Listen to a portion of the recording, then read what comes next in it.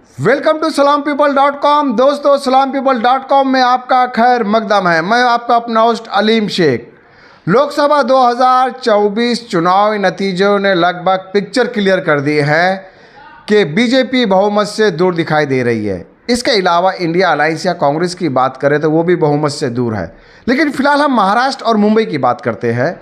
महाराष्ट्र में बीजेपी को तगड़ा झटका लगने वाला है। ये इससे पहले भी हम हमारे कई वीडियोस में आपको दिखा चुके हैं। और मुंबई में भी बीजेपी जीत की स्थिति में नहीं है।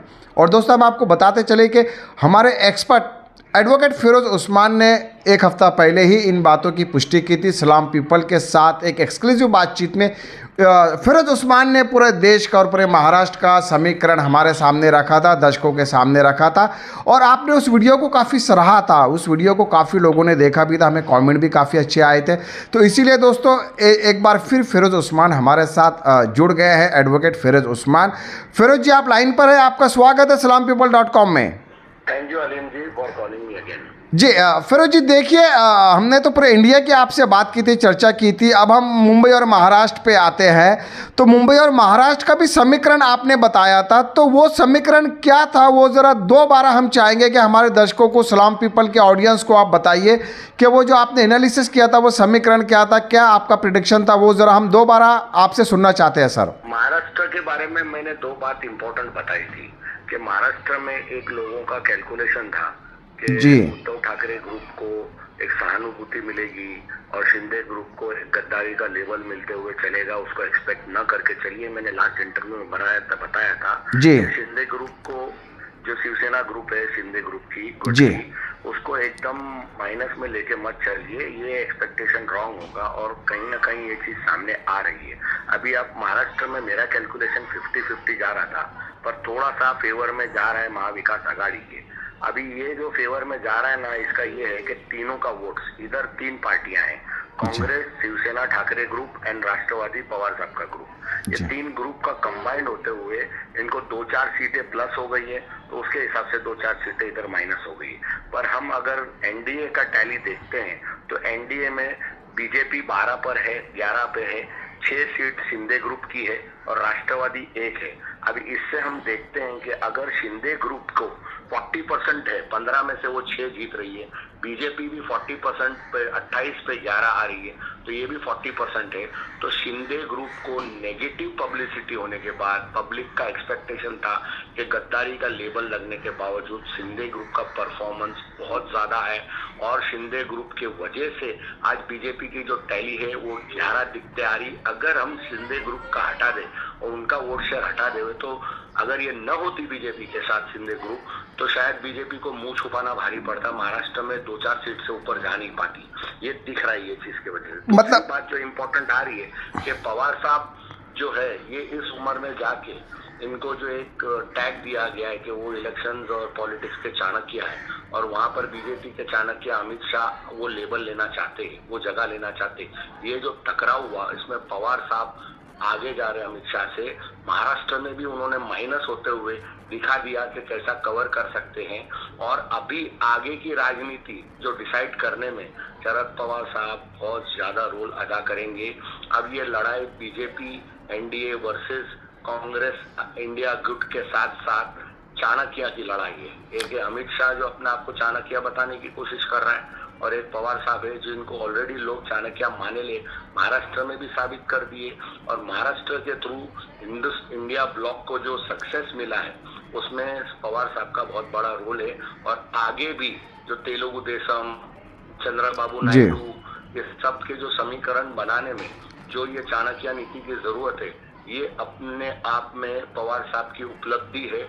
जो ये रिजल्ट्स चेंज हो रहे हैं और आगे जाके भी इनके वजह से बहुत सारा समीकरण बदली होने वाला है, ये मेरा निष्कासन है। जी। और दूसरी बात है, मुंबई में मैंने प्रेडिक्शन किया था। पीयूष गोयल वॉक थ्रू जाएंगे, उन्होंने वॉक थ्रू मारा, सबसे हाईएस्ट मार्जिन से। यस। खाली वर्षा गायकवाड़ के वहां पर कुछ जरा समीकरण बदली नहीं हुआ है, पर टफ चलने में एक वर्षा गायकवाड़ का एक चीज है कि 60,000 माइनस में से वो एक पहली कैंडिडेट है जो 7,000 माइनस से अपने लीड को कवर करी माइनस से, और अभी 3-4 हजार वोट से आगे चल रही है। कांटे की टक्कर खाली वर्षा गायकवाड़ के वहां हुई, बाकी सब जगह जैसा प्रेडिक्शंस मेरा था वैसे जा रहा जी जी, देखो दर्शकों, हम आपको बता दें कि फिरोज जी ने कहा था कि अनिल देसाई की सीट साउथ सेंट्रल की है, वो भी उधा गुट के फेवर में आ रही है, तो अनिल देसाई की भी जीत घोषित हो चुकी है। इसके अलावा अरविंद सावंत जी के भी बारे में उन्होंने कहा था कि बड़ी संख्या में बड़े वोटों से ये विजय प्राप्त मिलेंगी, इनको विक्ट्री मिलेंगी। अरविंद सावंत जी को उधा गुट से जो आते हैं वो भी जीत चुके हैं।